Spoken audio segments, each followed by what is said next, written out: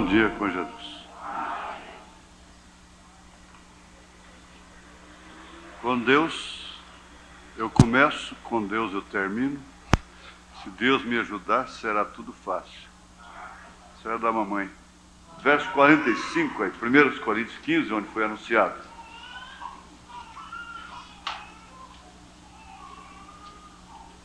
Vamos ouvir a Bíblia. Assim está também escrito: o primeiro homem, Adão, foi feito em alma vivente. O último Adão em espírito vivificante. Mas não é primeiro o espiritual, senão o animal, depois o espiritual. O primeiro homem da terra é terreno, o segundo homem, o Senhor, é do céu. Qual o terreno?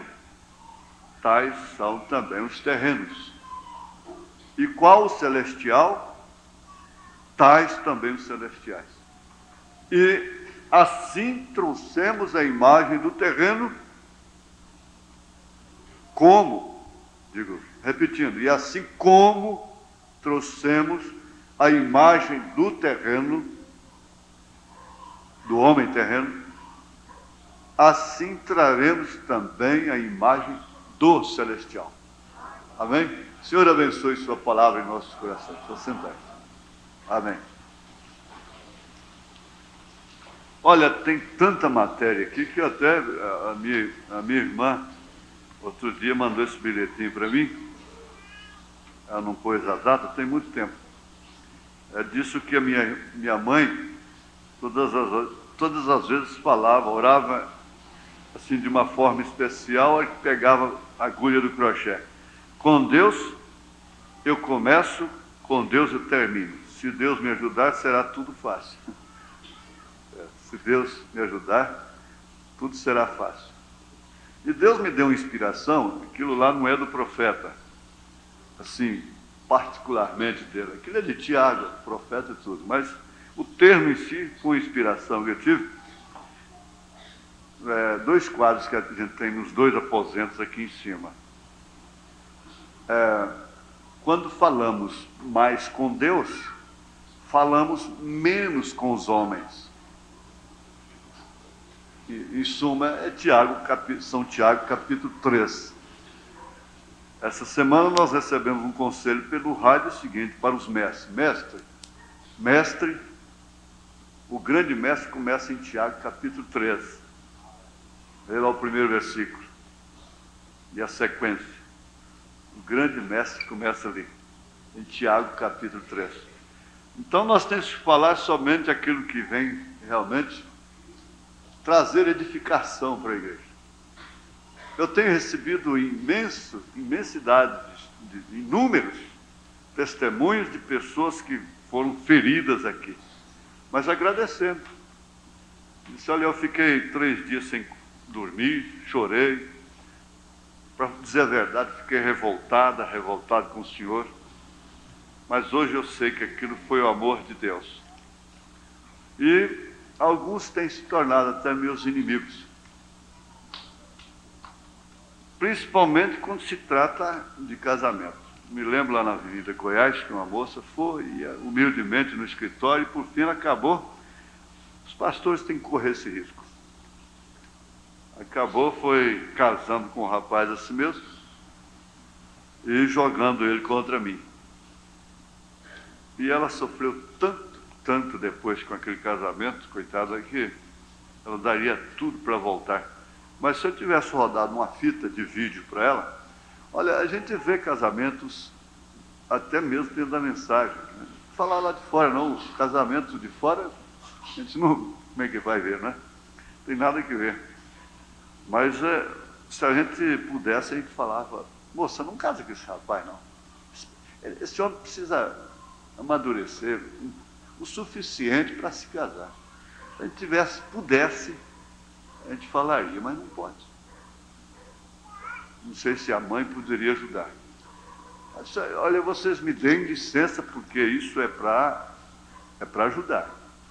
Não é para diminuir ninguém.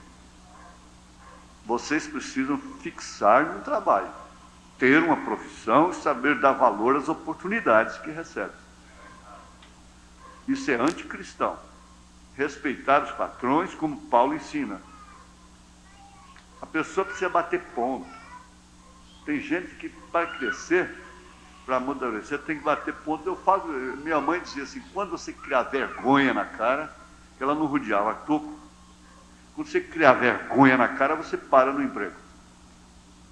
E enquanto eu não aprendi, enquanto eu não me converti, aí depois eu tomei medo. Sabia dar valor. Aprendi a dar valor. Tomei medo. Eu estava com um caminhão zerinho. E o meu colega de ministério, porque eu já era evangelista na época, eu era empregado, trabalhava e já tinha programa de rádio em Brasília. Mas depois que criei vergonha na cara. Porque mais é falta de vergonha, de responsabilidade mesmo. Então, o que aconteceu? Ele rodeou o caminhão assim e falou, eu ia para a Bahia, ia buscar banha, que estava dando muito dinheiro. Banha. Em Brasília. Então, ele falou, não, você não vai fazer isso não, Deus usou isso para te tirar daqui. Eu estava falando nessa viagem que eu fiz de quinta para sexta-feira, eu disse, pastor Elias, né? Falei, olha, Deus fez baixar um espírito de caminhão em mim para cercar meu progresso lá no mundo. Foi, tenho certeza, foi isso. Ele fez baixar um espírito de caminhoneiro. Comprar caminhão. Então, todas as chances, as oportunidades cercavam. Mas ele disse, olha, Deus usou isso aí, porque senão você não tinha coragem de sair daquele órgão lá do governo. Mas você não foi chamado para isso, não. Chegou a hora. E ele profetizou. Foi uma profecia, ele só faltou dizer, é assim diz o Senhor. Mas, de fato, foi assim diz o Senhor. Então, eu diria mesmo, você fica lutando, não tem coisa pior do que um homem que não tem uma profissão, um trabalho, um homem que não revela senso de responsabilidade. Então não tem coisa que mais causa dano para a família, peso, atmosfera pesada, do que um marmanjo que não para com nada. Tudo começa a cair uma estrela, quando ia dar certinho, uma estrela caiu no meio. Aí quando ia dar certo, a ponte quebrou. Todo dia ele está explicando uma coisa que não deu certo. Mas é agonizante, mulher. Chega a ponto de mulher dizer, eu pergunto, qual a melhor coisa do seu casamento? Ela olha para a criança. É só o filho mesmo. Não é brincadeira, não. É preciso uma sacudida. Mecânico, marceneiro, pedreiro, seja o que for, um servente que começa aí firme, outro começa ali. Esse rapaz aqui, ele trabalha de servente, mas conserta a rádio, que é uma beleza. Então vai se virando, não é? O homem que se vira. Não fica na dependência dos outros, criando atmosfera terrível na família, aquela coisa toda. É preciso haver responsabilidade. Um irmão, ele não congrega aqui, congrega no interior. Ele é pastor porque desde criança que eu tenho vontade de ir para os Estados Unidos. Eu falei, então, quer dizer que esse espírito te pegou desde criança, né? Esse espírito te apanhou desde criança. E o certo é que ele, é melhor, esse espírito baixou. Vamos ver o que vai voltar lá dos Estados Unidos. Chega aqui, vai ter um edifício, vai ter uma casa, vai ter um comércio, vai ter um carro, vai prosperar, porque é só nos Estados Unidos que pode prosperar. Pode ser crente, pode se libertar. Não, a verdade é essa. Você casa com um homem que não trabalha, e você vai ver que você vai ver. E dá tempo de ver se esse homem é trabalhador ou não. E quem não bate ponto e tem responsabilidade de estar na hora certa, lá no emprego, ele não vai ser responsável com filhos, ele não vai ser responsável com você na hora da doença, e assim por diante. Me perdoem se eu afeto alguém, se eu firo alguém, como diz o irmão Breno, mas o certo é isso. As perguntas, os gemidos são demais. Mas vocês, filhas, vocês são culpadas em grande parte. Fecha os olhos, põe um tapa e acabou. Por outro lado, se está bem, se é bem de vida, fecha os olhos também e sai da frente que é meu. Não é assim, não. Sobretudo, existe uma outra coisa sobre tudo isso. Então, isso aqui já respondeu, porque não vai ter tempo. Já vai responder muitas perguntas. Essa aqui precisa. Se trata do ciúme. Eu não sei se o irmão veio hoje, ele pediu desesperado oração na sexta-feira passada, e eu tenho uma pequena preleção sobre o ciúme. Ah, sim, esse é bom. Gostaria de saber se é pecado tomar álcool como remédio para o estômago, pois o meu irmão estava morto, entre aspas, não é? E meu pai deu álcool para ele e ele voltou. Que Deus continue abençoando, e a irmã assinou. Olha, isso é muito perigoso, porque se tratando de pressão baixa, a pessoa desmaia, fica como morta. Então o álcool, é simples, o álcool levanta a pressão. Na hora. O sal, a cachaça. Entende? Então, agora eu pergunto, e se fosse pressão alta que esse rapaz tinha? Fosse uma hipertensão? Estivesse lá em cima, aí seu pai tinha acabado de matar ele. Porque ele levantava mais. O problema está aí. Aí que está a coisa. Como remédio, até, sei lá, até veneno de cobra é remédio, né?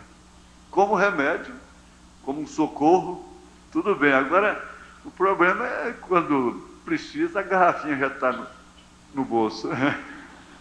Aí eu carrego aqui, sabe por quê? É porque às vezes eu posso ficar com muita saudade da tristeza e eu tumbo. Eu tenho que botar uma brincadeirinha, não tem jeito. Eu sou o tipo da cozinheira que tem sempre uma pitadinha de qualquer coisa a mais. Onde é que eu vou primeiro? No jejum matinal ou no ciúme? Ó, nós temos aqui as duas naturezas, baseado na união invisível da noiva. Como casamento e divórcio, a união invisível da noiva. Casamento e divórcio. O sinal, essas mensagens não podem ficar esquecidas em casa. Se você é uma boa mãe nesse sentido, você vai botar essas meninas e vai botar esse culto doméstico pautado nessas coisas. Está certo que o programa do rádio é um culto doméstico, mas tira a afinidade, fica só por conta do rádio. Tem que haver uma afinidade familiar. Logo você vai ver aquele menininho fazendo perguntinha no culto doméstico, interessado e coisa e tal, e despertando interesse. Vamos ver aqui o ciúme. Bom, o ciúme, meu irmão, eu vou ler a carta dele de novo. O pastor Joaquim vem por meio. É uma pessoa sincera. Veja que ele escreveu de uma maneira sincera, não é motivo de riso. Às vezes tem coisas que é séria e a gente ri, tudo bem. Não é gaiofando, não é? Vem por meio dessa lhe fazer uma pergunta. Gostaria muito que o senhor me respondesse hoje no culto. Amo muito minha esposa, mas sou muito ciumento e sofro muito com isso. Sou muito dedicado, fico 24 horas pensando nela. Coisa boa, né? A pessoa, a mulher saber que ele pensa nela 24 horas. Agora, pensar nela 24 horas é bom.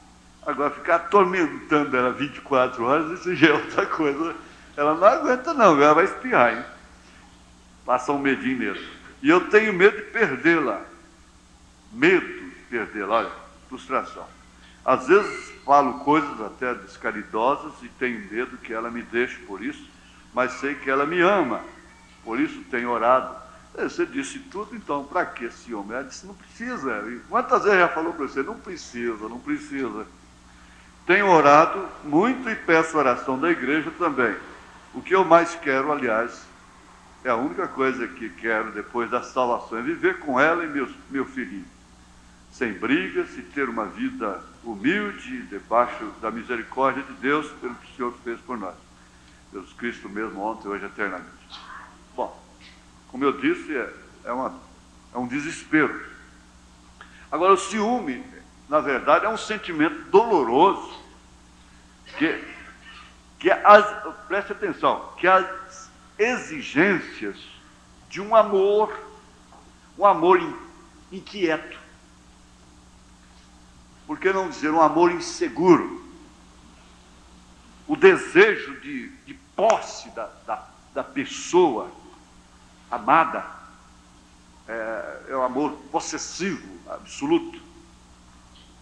Causa o quê? A suspeita, a certeza de infidelidade, de sua infidelidade, fazem nascer em alguém esse ciúme, que é um sentimento doloroso. Às vezes, olha, a pessoa é vítima disso. O ciúme é próprio do homem. O homem que não tem ciúme da sua esposa, dá licença, ele é um manso, é um frio, é um indiferente, ele está morto. Ele não pode se dizer quase que não gosta dela. O ciúme, o Espírito Santo tem ciúme da igreja, tem ciúmes. Agora a questão é disciplinar isso, porque o diabo pega todas as leis que existem, foi Deus quem as criou, mas o diabo pega e perverte, põe o homem aquém ou leva o homem além. Sempre é perversão, a omissão e a comissão, o que na verdade é pecado. Tanto a omissão, que aliás a iniquidade, o termo iniquidade quer dizer omissão, ele quer dizer deixar de fazer aquilo que é correto. É iniquidade, deixar de fazer o que é correto, é omitir. Então você fica omisso, deixando de fazer aquilo que é seu dever. É um marido omisso, é uma esposa omissa, é pecado, omissa nos seus deveres, para alcançar uns tostões ali fora, se omite do dever de mãe, e assim por diante. Mas isso é iniquidade. Agora, você entende, por isso, olha, veja aqui, se uma moça vem a você e confessa determinado acidente na sua vida, acidente de ordem moral, né? Você precisa orar muito sobre aquilo. Em primeiro lugar, ela fez de você um confessionário, um confessor. Então você tem que ter a dignidade diante de Deus de nunca passar aquilo para quem quer que seja. Quando a pessoa faz uma confissão para outra, ela não pode passar aquilo para outra, porque ela vai ficar culpada daquele pecado que ela confessou. Aquela pessoa que passa para outra vai ficar culpada daquilo. O profeta diz isso. Tem tantas pessoas xeretando e pega o telefone, aquela coiseira toda, passando as coisas para frente e se metendo nos problemas, depois não dá conta de resolver. O profeta diz: se você não resolve, você fica culpado daquilo. Tem tantos apóstolos por aí que eu tenho pena deles. Então, essa confissão, não importa, a gente escola é difícil, né? É o jeito. Vocês têm que entender que se não serve para uns agora, vai servir para você agora, mas vai servir para você lá na frente. Vai servir para você. Nós temos alguns irmãos aqui que estão sendo preparados para o ministério ainda, e às vezes até pessoas de idade já não sabem. Então não tome essas coisas como desnecessárias, não. Porque ensinar o povo exige aptidão. E Paulo disse a Timóteo que seja apto para ensinar. Ensinar a vida. Que tenha passado por essa moenda, por essa... Olha, então, você tem que orar até que venha uma revelação. Porque se não houver isso, a tendência, mesmo do marido perdoar a esposa que o traiu, a tendência é perdoar. principalmente sendo um caso primário. É perdoar, ele a ama loucamente, por o que Adão fez. E a possui. Uma vez a possuindo, ele assume o pecado dela, que às vezes nem passou por um arrependimento. Então o opróbrio fica duplo, fica nele e nela, porque ele assumiu uma coisa que não passou pelo sangue, pelo arrependimento. Porque há mulheres que contam um pecado, há homens que contam, mas não confessam. Contam. Contar é uma coisa, confessar é outra. Domingo atrasado eu vi um irmão chorando ali naquele escritório, desesperado. Aquilo lá é que o irmão Brenner disse, porque ele não conseguiu deixar de fumar. Se você vê o desespero daquele homem, você pudesse gravar, filmar e passar para a igreja, você ia ver que é um desespero que realmente move a Deus. Aquilo lá eu fico com inveja. Porque contar uma coisa é uma coisa, e confessar sobre o sangue de Jesus Cristo pelo arrependimento é outra. E as coisas que são assumidas sem arrependimento viram opróbrio. Aquilo fica uma vergonha por 10, 20, 30, 40, 50 anos, o tempo que for, diz o irmão Branham. Gente, olha, eu sei que há muitas pessoas aqui, irmãs, e o profeta diz isso. Gente, eu firo o sentimento de muitas pessoas. Mas vocês têm que ter confiança. Vocês têm que dizer, mas eu sei em quem tenho crido. Só que nós temos que ser esclarecidos. Agora, aquela confissão feita sobre a base apenas da consciência, questão de consciência, acarreta um opróbrio. E ele aceita, ele concorda. Então o profeta diz: você diz para ele, querido, benzinho, amor, tal tempo assim, eu fiz isso. Ele disse, pode ter passado 20 anos. O profeta diz assim, na mensagem, perguntas e respostas, número 9, parágrafo 185. Ele tem direito, o profeta diz assim, Jesus disse que ele tem direito de repudiá-la e casar-se com outra mulher. Por isso é que precisa pensar muito, orar, porque por outro lado ele disse, se você aceita por revelação divina, aquela moça pode, quem vai decidir ela vestir de branco é você que é o fórum dela. Quem vai decidir, o fórum de uma moça que foi noiva, é o rapaz, é o próximo rapaz. Ele vai decidir se casa com ela ou não. Não é ninguém não é pastor, não é diácono, não é igreja. Isso é que tem que ser compreendido à luz da palavra. Mas o que eu quero, eu não sei falar essas coisas sem pregar, porque vem uma inspiração. Então, passam os anos, aquilo fica aquela cobrança no homem. Esse homem passa a ter um ciúme que é inspirado por desconfiança. Ele tem um ciúme que o adoece, que lhe causa um sentimento doloroso na alma dele, na estrutura masculina dele. Porque o amor é exigente. O amor ele tudo suporta, ele tudo crê, ele tudo espera, ele não age com indecência, mas ele exige correspondência. A correspondência, a fidelidade é a água que rega essa árvore. Porque se não houver isso, ela morre, ela seca. Agora, meu irmão, se você não vê índice de infidelidade nessa sua esposa, eu nem sei se ela teve passado que a marcou. Você não faz menção disso. Talvez não. Quer dizer, 90% que não. mesmo se houvesse.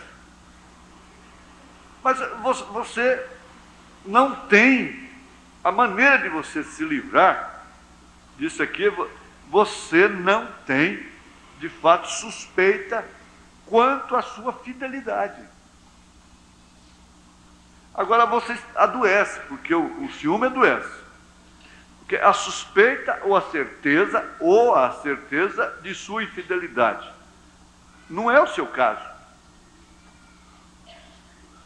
Agora, o ciúme como zelo carnal, ele causa o quê?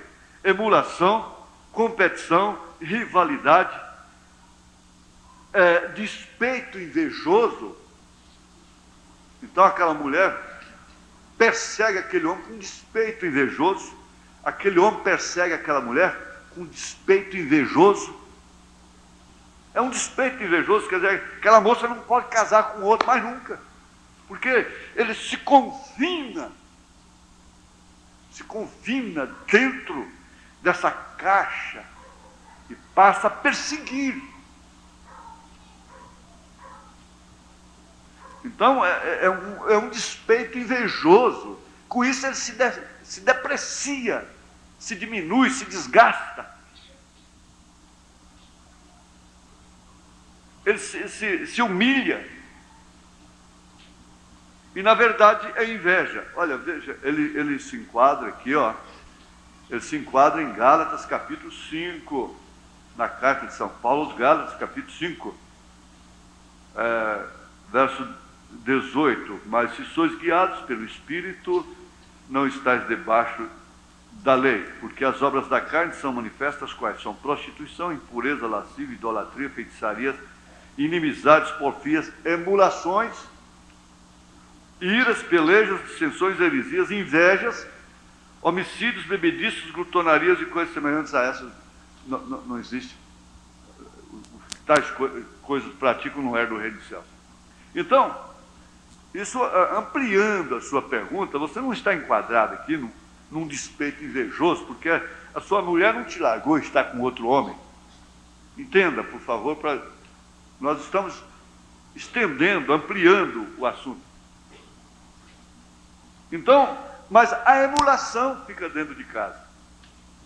A rivalidade causa transtorno dentro de casa.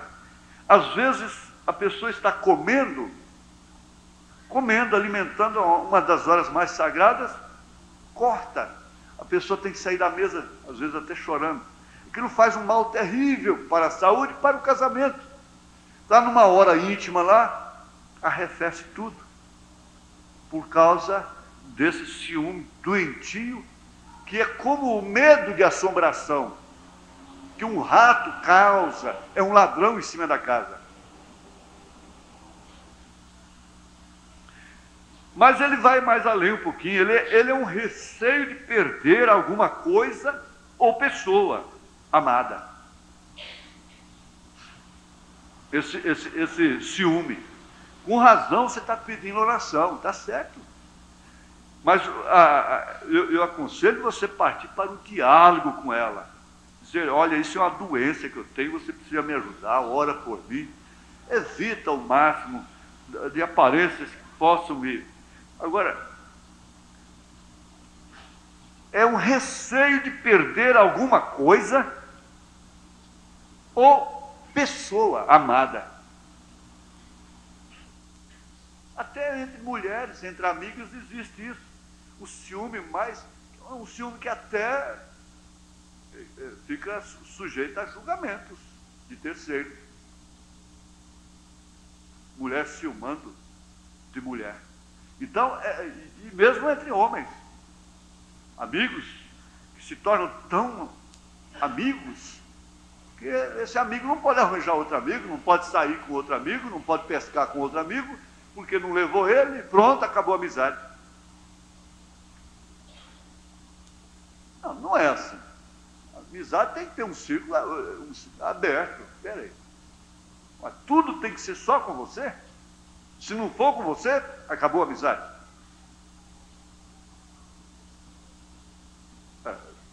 Causa complexo no indivíduo. Nós já estudamos aqui sobre o complexo.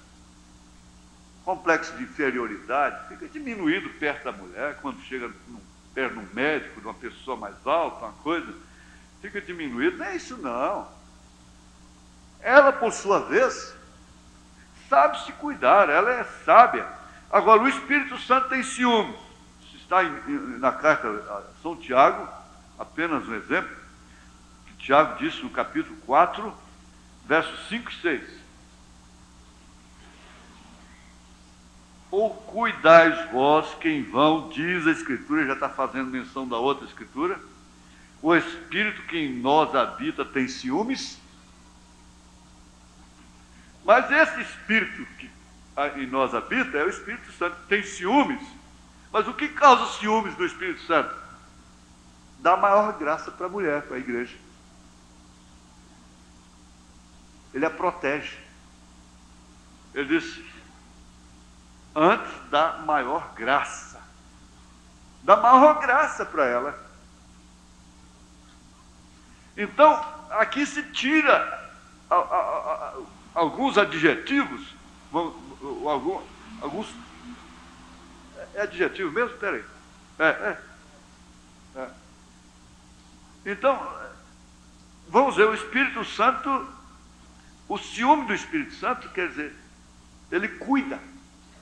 Ele cuida, e você? Aí está a mensagem, ele cuida, e você?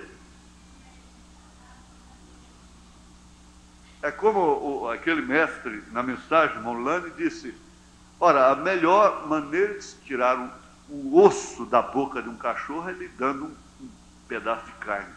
Isso sem ele te morder. Agora, a melhor maneira de proteger tanto um lado como o outro é oferecendo o que pode de melhor. Agora, tem uma coisa, você não pode competir. Um casamento que o homem tem que competir para ter sua esposa, não é casamento. É como um filme que eu conheço, esqueci o nome dele, eu recomendaria, mas eu sei que a mulher, mãe de 3 ou 4 filhos, ele já grisalho, aparece lá uma moça muito bonita, tentadora, não sei se ele era professor dela, o que era, e acaba se apaixonando por ela. No fim, ela disse, olha, eu não posso competir com ela. Eu dei à luz esses filhos. Veja aqui, por que eu estou assim? Ao seu lado todo esse tempo. Agora, você quer que eu vou competir com ela? De que jeito? Eu não posso competir. Eu só posso competir com a minha qualidade, com a minha fidelidade, com a minha honestidade, no posto do meu dever. E isso aí eu posso competir com ela. Mas em beleza, não, ela acabou vencendo. Ela venceu pelo diálogo, mostrou isso para ele, e ele voltou para casa. Eu não posso competir com ela em aparência, em forma feminina, não. Por quê? Eu sou a mãe dos seus filhos. Agora, eu posso competir com ela na fidelidade, na honestidade. Vamos ver se ela vai ser honesta para você depois de tantos anos, como eu fui e sou para você. Aí ele correu lágrimas nos olhos e com isso ela ganhou ele de volta uma vez por todas. Então, nada de competir. Por que você tem que competir com a mulher que é sua mãe de seus filhos, da qual você cuida, pela qual você trabalha, pela qual você vive? E essa lembrança aqui do complexo é muito bom. O complexo mata, diz o irmão Breno. Olha, eu não posso ficar somente mesmo, vocês vão dizer assim, ó, pastor, volta a estudar sobre o ciúme. Eu vou voltar, pode deixar. Vamos para o jejum. Quem quer ficar em jejum? Quem quer ficar em jejum? Bom, nós vamos começar aqui, ó. Não é doutrina. Não é doutrina. Não, olha, eu tenho que ter cuidado com isso, porque a pessoa que não praticar isso, não está pecando não, porque eu ensinei, você não vai praticar, então eu pequei. Porque há pessoas aqui que, se eu falar e experimentar beber água morna, chega em casa e vai beber água morna, né? Então, não é pecado não, você continua seu estilo de vida, sua maneira de alimentar. Eu apenas dou uma orientação, e essa parte aqui hoje, ela é mais endereçada também a pessoas obesas, que estão com problema de colesterol, que já é causado. Você sabe que quando o médico tira o refrigerante, manda a pessoa comer só uma colherinha de arroz, a carne gorda. Sabe por quê que ele tirou? É porque foi justamente aquilo que causou o mal. Quando estava jovem ainda, seus 30, seus 25, né? Seus 35. Então, ele tirou exatamente aquilo que causava aquilo. Eles não têm a medicina preventiva. Porque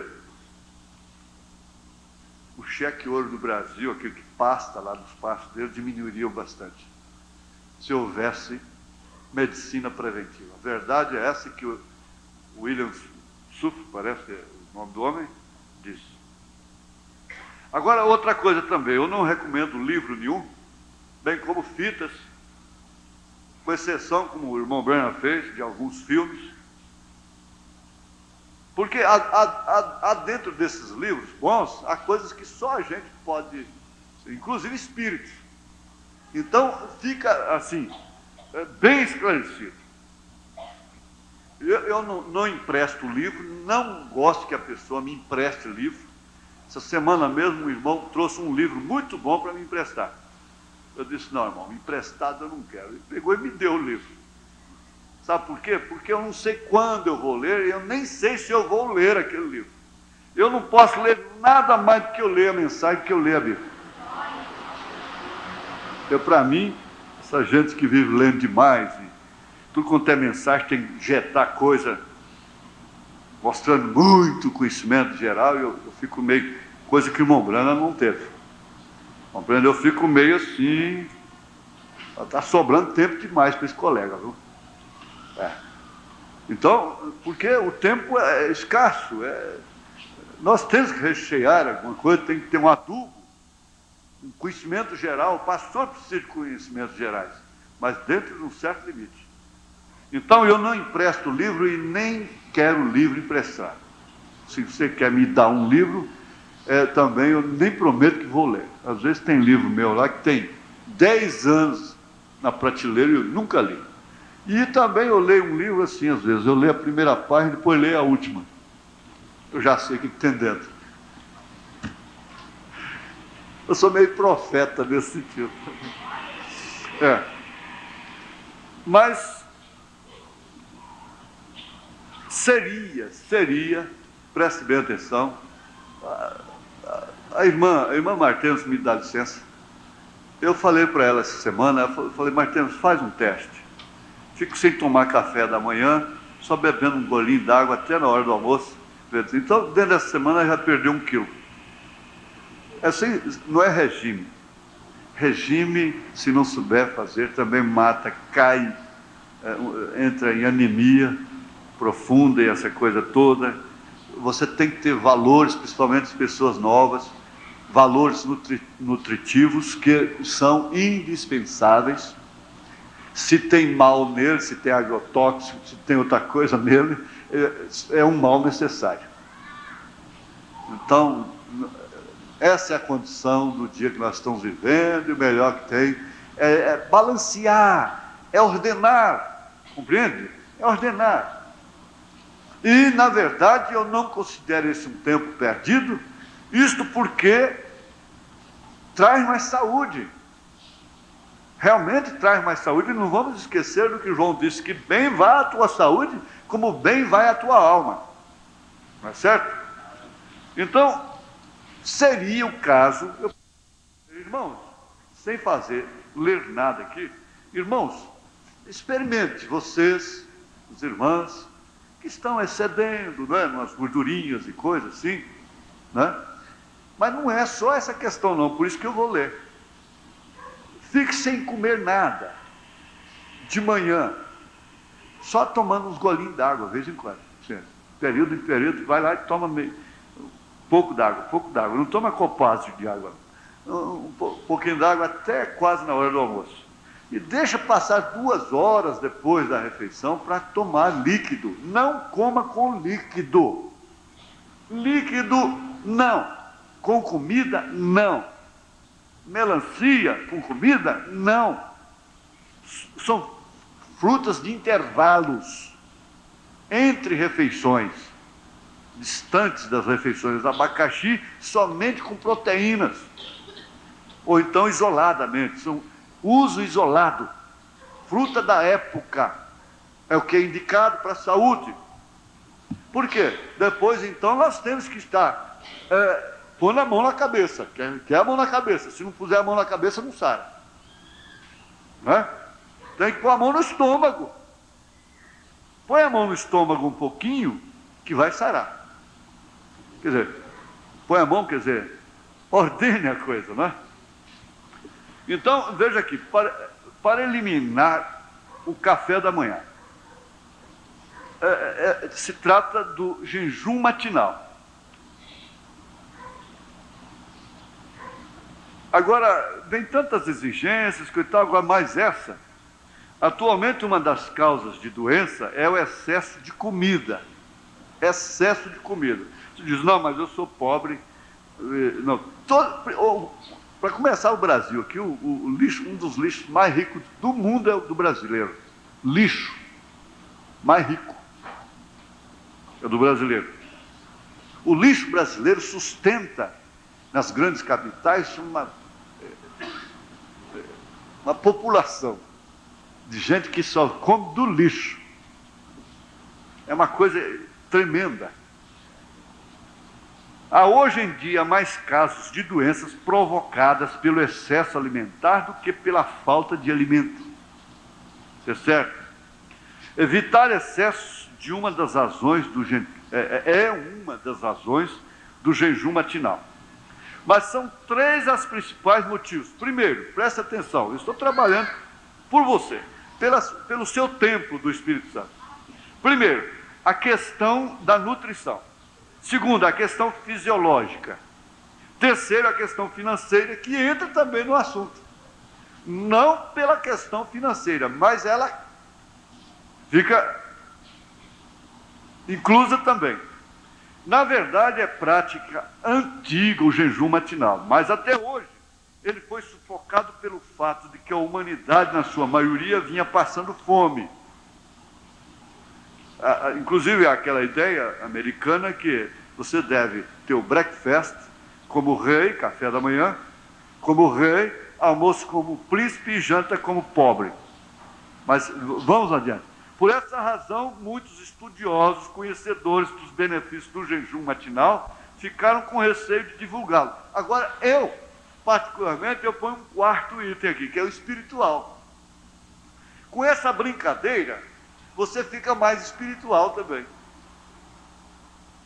Você vai dominar mais sua natureza, porque nós vamos entrar no estudo da natureza. E você vai dizer, meu Deus, como que eu vou dominar minha natureza? O que às vezes vira uma casta. E que Jesus disse que só sai com jejum e oração. Agora, nós vamos entender que não é um jejum de penitência, de sacrifício. Você vai notar que ficando assim, você vai perceber também que você vai ter mais facilidade de comunhão. Preste bem atenção. Esse eu incluo com experiência própria. Por essa razão, muitos estudiosos, conhecedores dos benefícios do jejum matinal, ficaram com receio de divulgá-lo. O autor também passou por esse dilema antes de começar a falar a respeito. Eu também. A situação do mundo atual é bem diferente daquela dos séculos anteriores. A maioria das doenças atuais, como câncer, hipertensão, que é a pressão alta, diabetes, e etc, etc, quer dizer, e tantas outras, e mais, não é? É comum em população superalimentada, essas doenças. Não sei se as grandes produções de alimentos são motivos para alegrarmos ou para chorarmos. Inclusive, aquilo que se consegue com mais dificuldade, come-se com mais ações de graças. Você já viu como é que se pega a lista no mercado? O carrinho vai empurrando aí. Joga isso lá dentro. Joga isso lá dentro. Não é assim?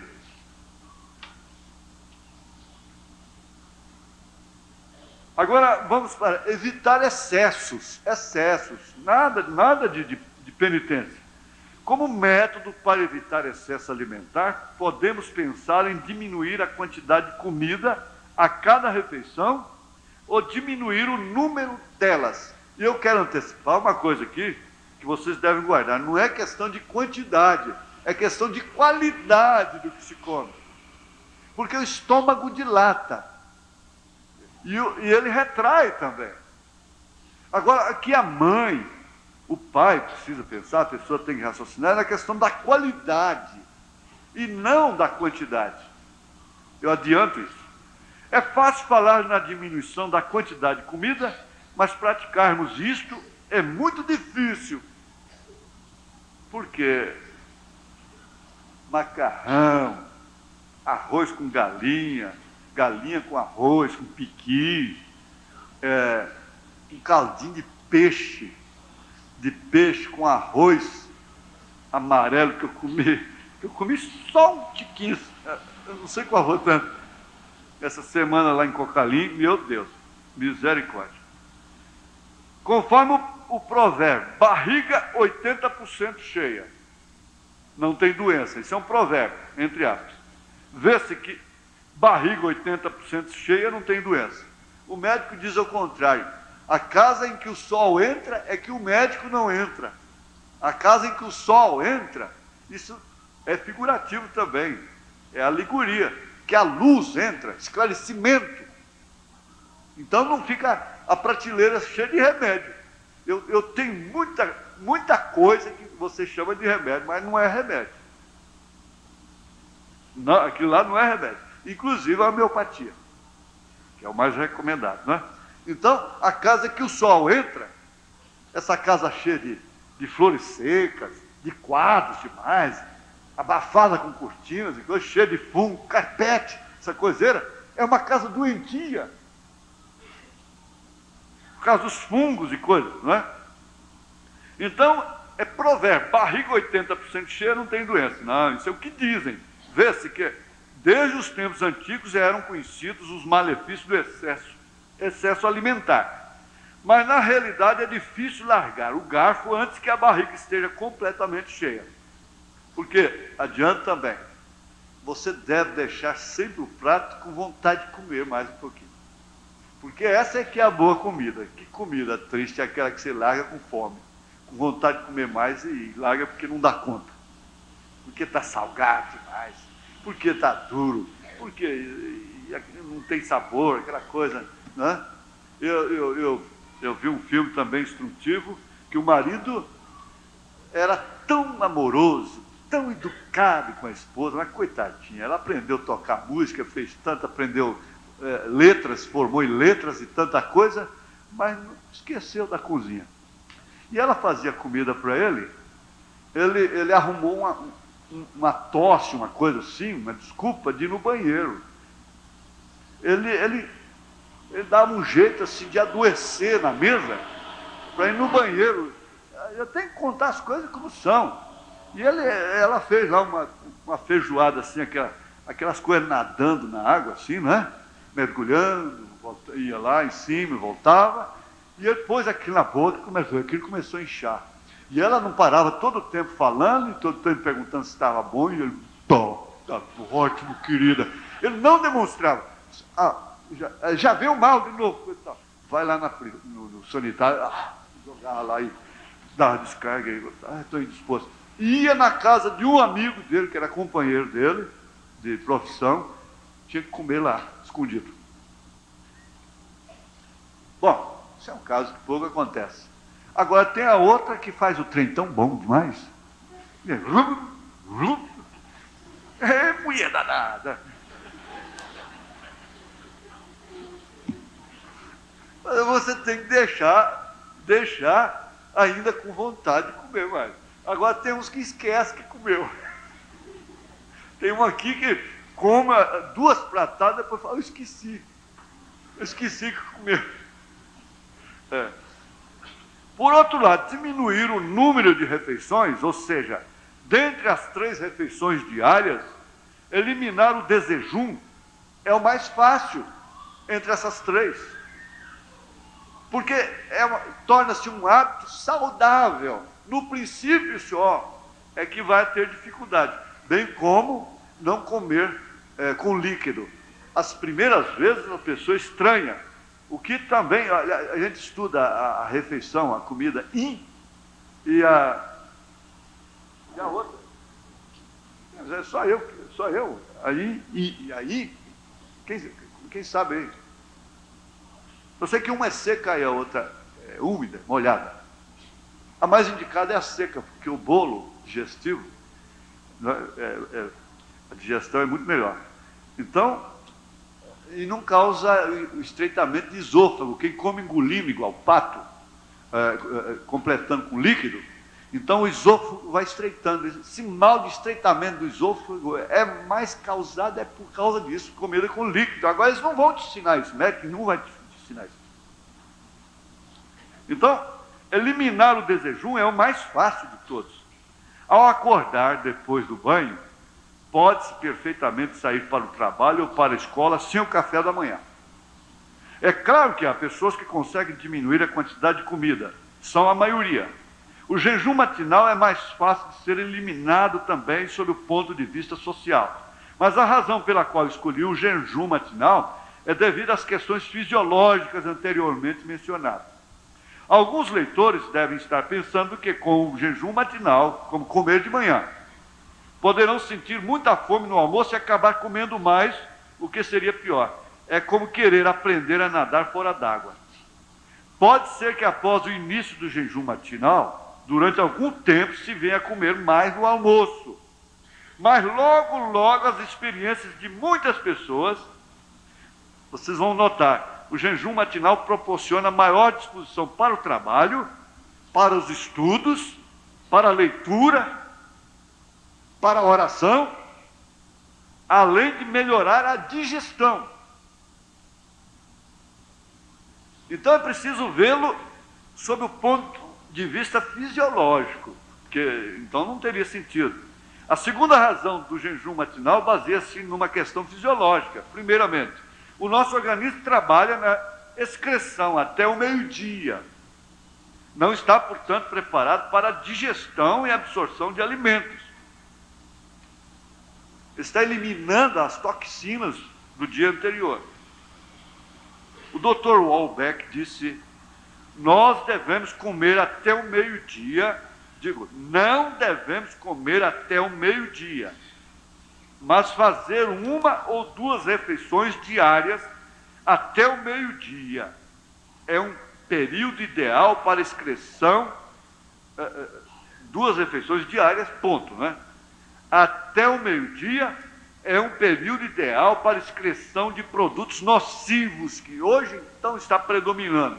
O agrotóxico, aquela coiseira toda. O seu alface deve ser posto na geladeira, pelo menos de um dia para o outro. Verdura não deve se comer no dia que compra, porque não sabe se foi tirada naquele mesmo dia, sem o tempo suficiente lá que foi aplicado o veneno nela. Põe dentro da geladeira. Se as pessoas comerem pela manhã, não poderão observar as substâncias nocivas da urina.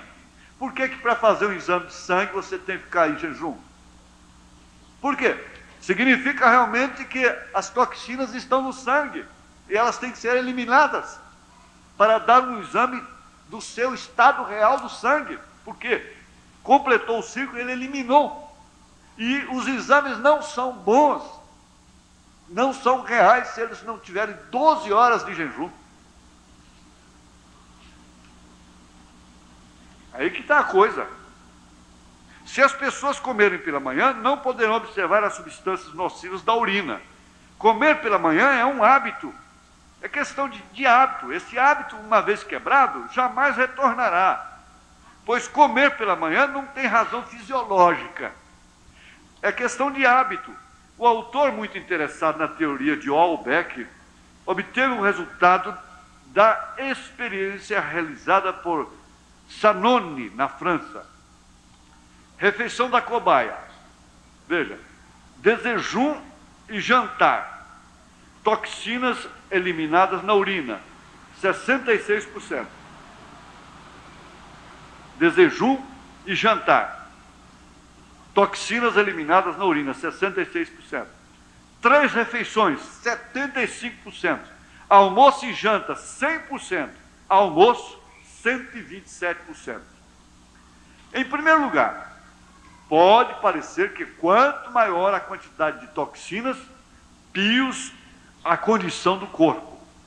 Mas quanto mais excretamos, tanto melhor para a saúde. Não há necessidade de dizer quanto maior o tempo de permanência de toxinas no organismo, tanto maior o número de males por elas causados. Quando Albeck diz que não se pode encontrar toxinas na urina se comermos pela manhã, quer dizer com isso que as toxinas não são eliminadas. De acordo com a tabela, seria ideal apenas uma refeição por dia entre 3 e 4 horas da tarde. Em segundo lugar, nosso organismo não está pronto para a atividade digestiva até o meio-dia. Durante a noite, ao dormirmos, o corpo, inclusive o aparelho digestivo, estão em repouso. Se deitarmos depois de um certo tempo, após a refeição, teremos um sono tranquilo, depois de certo tempo. Por outro lado, se comermos algo antes de dormir, teremos sonhos não muito agradáveis. É o que chamamos pesadelo. Todos já passamos por esta experiência. Eu tenho um amigo aqui, que não está longe de mim, que viemos do mato lá às 10 horas da noite comer mandioca com carne de porco. Mandioca com carne de porco. Gente, eu tinha que fazer um culto de oração, no mínimo 2 horas. Inclusive, foi mal mandioca, foi dormindo, foi arrebatado lá de joelho, lá no Bucânia, né? Falei, esse homem vai morrer essa noite, se ele dormir agora, né? Portanto, se comermos pela manhã, deve-se comer coisas macias e leves, como na saída do jejum. Mas o ideal seria sair do jejum com ingestão de água, gole a gole, pois... eu saltei aqui. O descanso do aparelho digestivo durante a noite é uma espécie de jejum. Todos sabemos que não se pode comer muito ou rapidamente, comer depressa, logo após a saída do jejum. Dá graças, né? O café da manhã, em inglês, que é tem uma pessoa aqui que só exige breakfast, é o breakfast, que significa quebra de jejum. Break, quebra. Fast, jejum. Então, o café da manhã é quebra de jejum.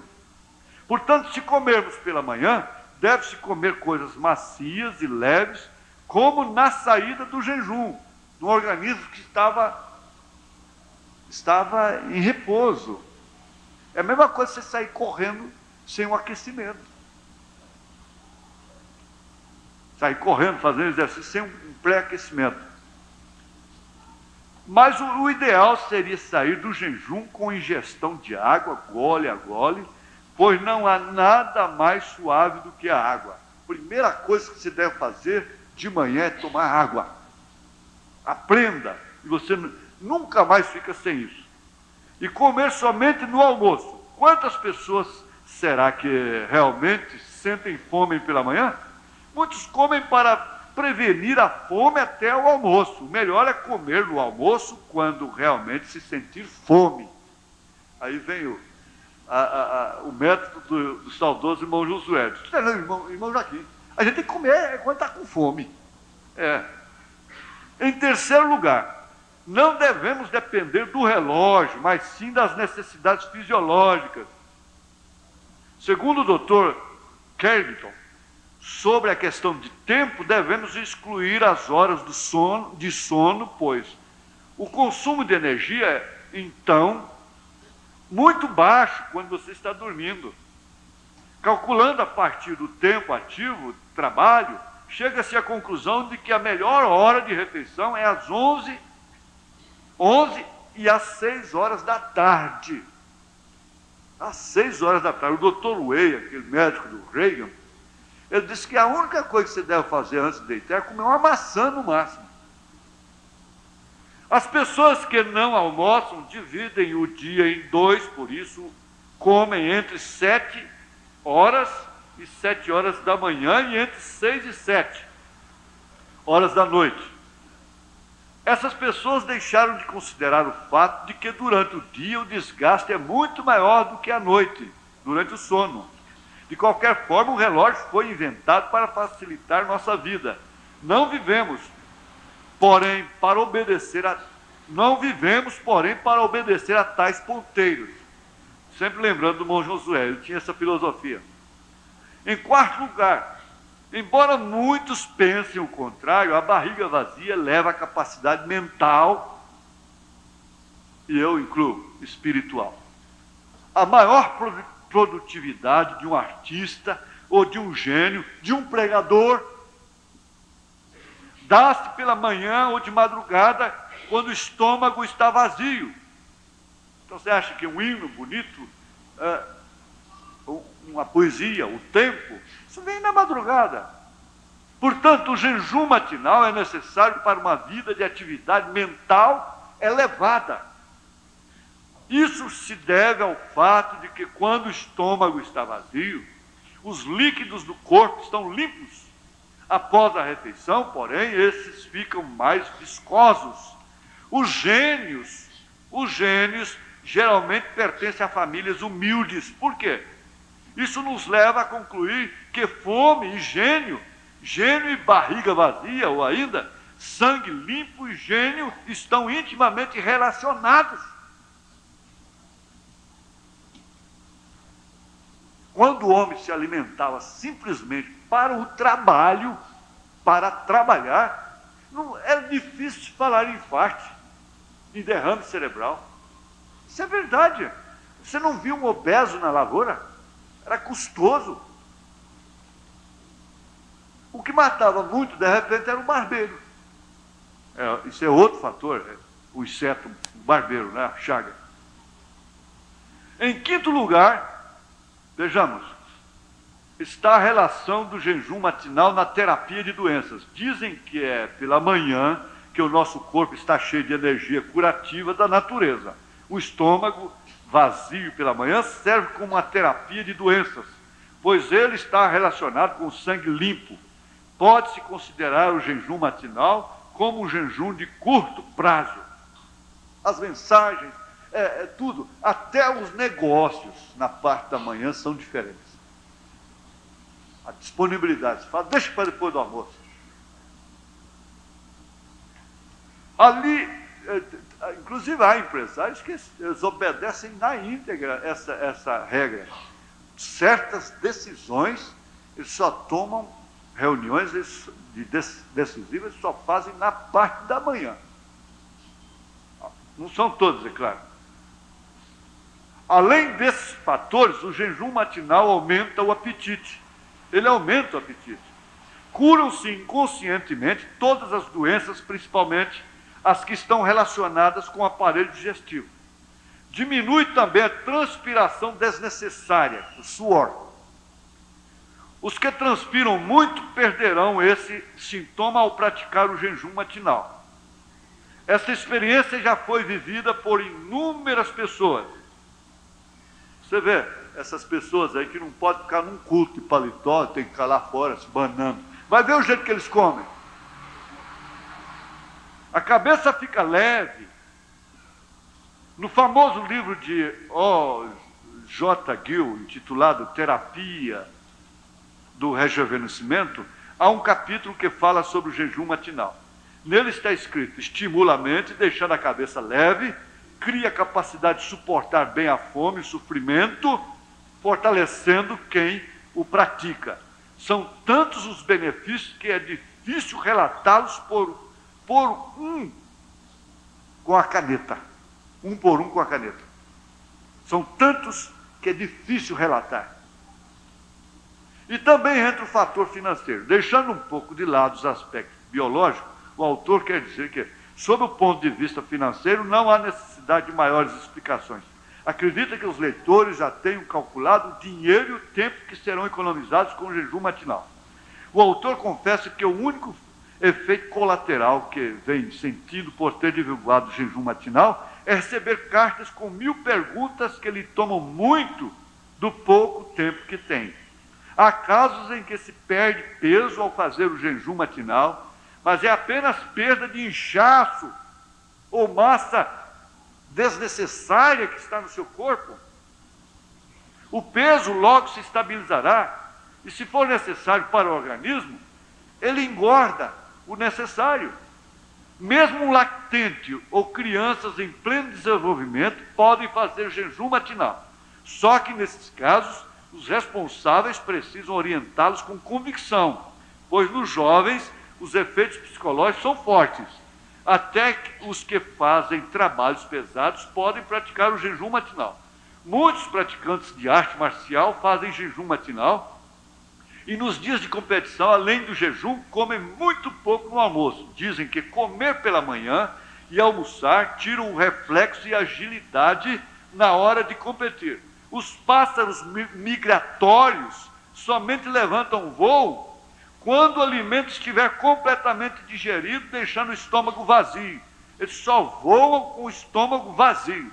A barriga vazia, o prazer de sentir fome é o que na realidade todos nós buscamos. Porque quando encontramos a comida, ela tem sentido para nós.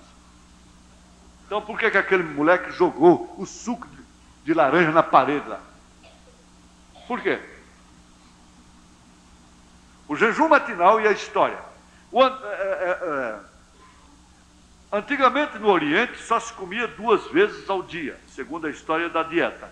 Mas existem 2 teorias sobre esse fato. A primeira diz que as 2 refeições eram o desjejum e o jantar. E a outra afirma que as refeições eram o almoço e a janta. O autor, particularmente, é adepto da segunda teoria, pois, segundo a história do reinado, o imperador Go-Daigo, 1318-1339, descendente do imperador Chung-Sung do Koryo, antigo nome da Coreia, no livro Rotina do Imperador, escreve que a primeira refeição do imperador era ao meio-dia. Mas esta época era conturbada por constantes guerras, sendo que muitas vezes as batalhas começavam pela manhã e só terminavam à noite, impossibilitando que os guerreiros almoçassem. Então tornou-se necessário prevenir já pela manhã a fome que viria à tarde. Assim passou-se a comer pela manhã, à tarde e à noite, fazendo-se 3 refeições por dia. Há quase 3.000 anos está escrito na Bíblia: desgraçada de ti, terra, cujo rei é menino e cujos príncipes comem de manhã. Ditosa a terra, cujo rei é de uma família ilustre e cujos príncipes comem a seu tempo para fazerem as forças e não para lisonjearem o apetite. Eclesiastes 10, versos 16 a 17. Como e quando começar o jejum matinal? Ao acordar, cerra os 2 punhos, Se os dedos estiverem duros, inchados e sem força, é sinal que há excesso de alimentação. Essa pessoa deve começar o jejum matinal o mais rápido possível. Pode começar reduzindo a metade o desjejum, ou substituir o pão e o café por sopa leve, ir diminuindo gradativamente, e após 1 semana entrar em jejum matinal, bebendo somente água até o almoço. As pessoas que comiam pela manhã, principalmente aquelas que faziam um banquete matinal, sentirão um pouco de tontura ao fazerem jejum, mas isto não é causado pela desnutrição, é apenas um sintoma passageiro causado pelo intestino vazio. Isso vai passar. Há 4.000 anos o povo israelense saiu do Egito, avançando para Canaã, a terra prometida. Encontrando o Mar Vermelho, não pôde prosseguir no seu êxodo. Ao mesmo tempo, o exército egípcio perseguiu os israelenses, que se viram assim encurralados, sem possibilidade de saída. Viveram naquele instante uma crise muito séria que exigia solução urgente. Foi quando Moisés, o líder, levantando o cajado, orou e uma saída surgiu. É um fato bem conhecido da história. Esse episódio pode ser comparado com o que estamos vivendo hoje em dia. O impasse do Mar Vermelho é igual à crise de saúde e a perseguição do exército do Egito assemelha-se à crise econômica que estamos passando. Vivendo atualmente, precisamos, como Moisés, de um cajado e de oração, isto é, de método e de fé. Eu tenho fé, oração, e come desregradamente. A Bíblia diz apetite desordenado, é da carne, o apetite desordenado. Para resolvermos os dois problemas acima referidos, a pessoa é pobre, não tem variedade de comida, mas é arroz, aquela pratada de arroz. Acredito que a prática do jejum matinal por parte de 130 milhões de brasileiros poderia ser um caminho de saúde e também de prosperidade. O povo é o recurso da nação. A saúde do povo poderá salvar a economia, fonte de energia para desenvolvimento. Sem saúde, um povo não tem sentido. 130 milhões deixando de tomar café pela manhã, quanto isso representará em economia por dia, por mês ou por ano? Paralelamente à economia, estaremos melhorando a saúde pelo fato, suprimindo o consumo de remédios e tendo um espírito mais disponível para buscar a Deus. 130 milhões economizando em medicamentos. Quanto redundará em economia por dia, por mês ou por anos? Por que ao se encontrarem encurralados pelos inimigos, Israel era convocado ao jejum? Porque aquilo lhe oferecia uma maior comunhão com Deus Todo-Poderoso. Isso aqui é verdade. Na verdade, não representa economia, mas sim ganho. Não é questão de economizar, é questão de ganhar. Muita economia não é economia, é ganho. Isso é diferente da avareza. Tais recursos poderão ser canalizados e aproveitados pela Previdência Social e para o desenvolvimento da nação. Eu disse essa semana no rádio, se a igreja ocupasse o lugar dela, tivesse no posto de dever dela, nós não tínhamos meninos de rua, não.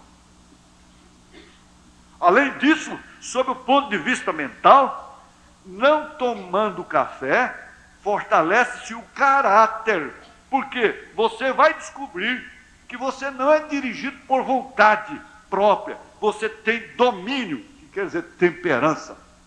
Autodomínio, que quer dizer temperança. Isso é uma demonstração de caráter, de critério e de autodeterminação. O desenvolvimento dessa capacidade mental promoverá uma nova história para a família, para o país, tendo a dimensão de um mito histórico. Nunca se ouviu falar até agora de tal tipo de campanha, e ninguém vai fazer essa campanha. Mas conscientes da necessidade biológica e dos benefícios que traz o jejum matinal, seria ainda possível persistir no hábito do café pela manhã? Um bom conselho é como pedra de amolar, algo que me fere o ouvido e magoa o coração, como pedra de amolar. Está construindo a virtude e o treinamento, as atitudes.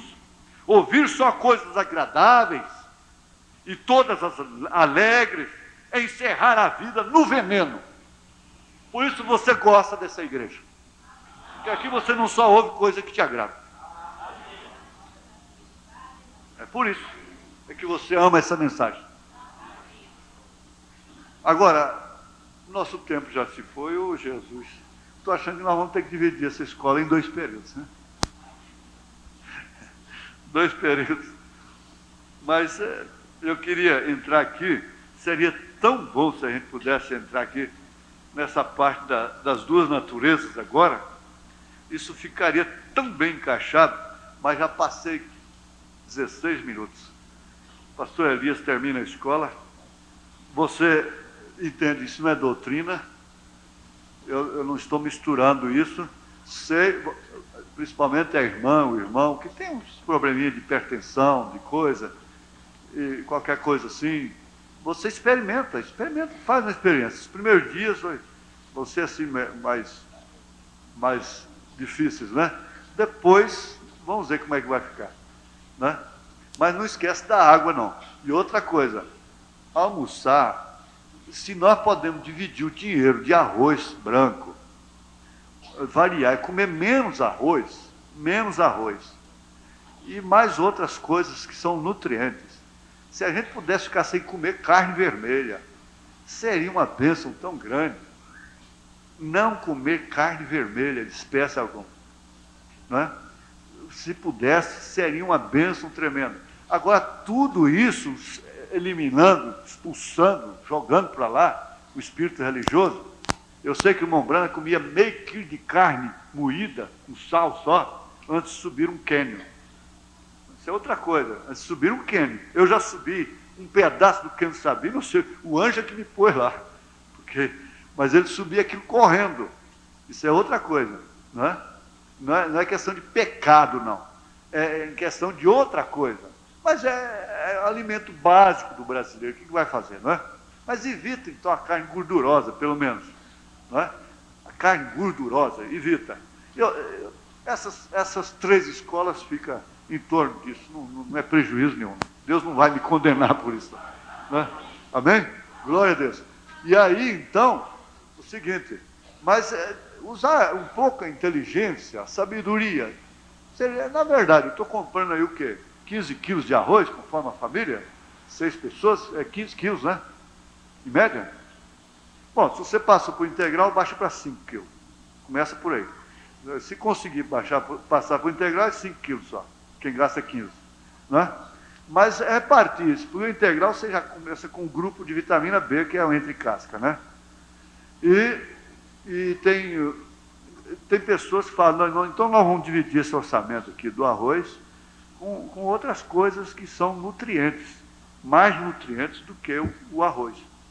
Vai mistura, porque, por exemplo, lá nos Estados Unidos, arroz é mistura, não é básico. O milho seria mais indicado do que o próprio, se tratando do arroz branco, é muito melhor o milho.